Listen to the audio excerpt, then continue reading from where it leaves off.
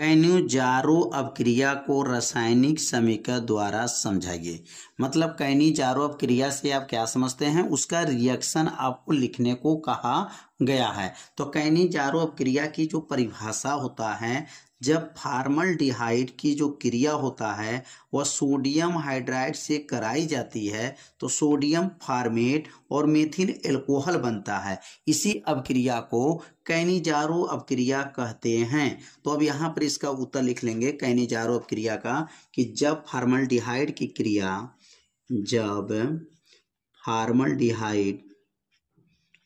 Formaldehyde की क्रिया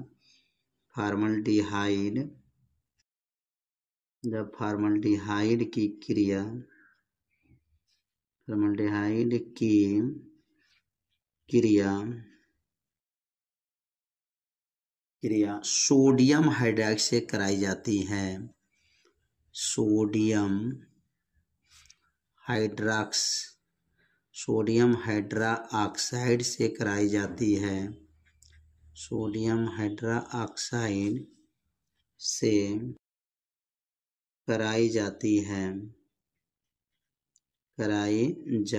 है। जब फॉर्मल्डिहाइड की क्रिया किससे कराई जाती है, सोडियम हाइड्रोक्साइड से कराई जाती है तो सोडियम फॉर्मेट बनता है। क्या बनता है, सोडियम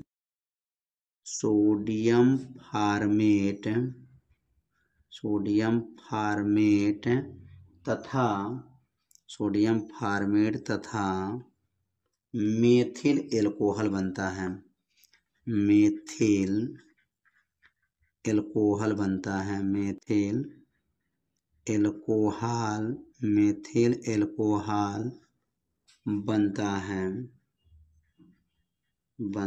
है। इस अभिक्रिया को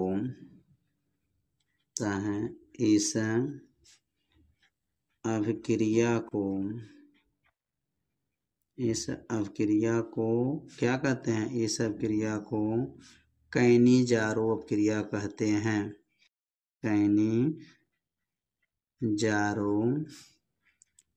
अपक्रिया कहते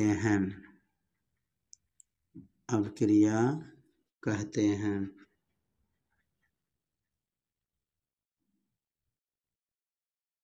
जब फॉर्मल्डिहाइड की जो क्रिया है वो किससे कराते हैं, सोडियम हाइड्रोक्साइड से जब कराया जाता है तो सोडियम फॉर्मेट और मेथिल एल्कोहल बनता है। इसी अपक्रिया को कैनिजारो अपक्रिया कहते हैं। HCHO यह फॉर्मल्डिहाइड है और यह है सोडियम हाइड्रोक्साइड NaOH।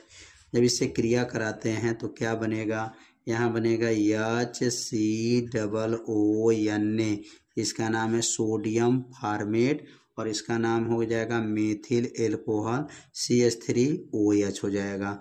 अब यहाँ पर संतुलित करने के लिए यहाँ कार्बन देखेंगे 2 गो है और यहाँ कार्बन 1 है तो यहाँ पर 2 लगा लेंगे तो अब क्रिया क्या हो जाएगा, संतुलित हो जाएगा। यहाँ 2 लगा करके संतुलित कर लीजिए, अब क्रिया क्या है, संतुलित है। तो इसी रासायनिक समीकरण को बारे में प्रश्न में पूछा गया था कि अब रासायनिक समीकरण दीजिए किस अपक्रिया के लिए, कैनिजारो अपक्रिया के लिए। तो कैनिजारो अपक्रिया किसे कहते हैं, समझ में आ गया होगा कि जब फॉर्मल्डिहाइड की क्रिया सोडियम हाइड्रोक्साइड से कराते हैं तो सोडियम फॉर्मेट और मेथिल एल्कोहल बनता है। इसी अपक्रिया को कैनिजारो अपक्रिया कहा जाता है।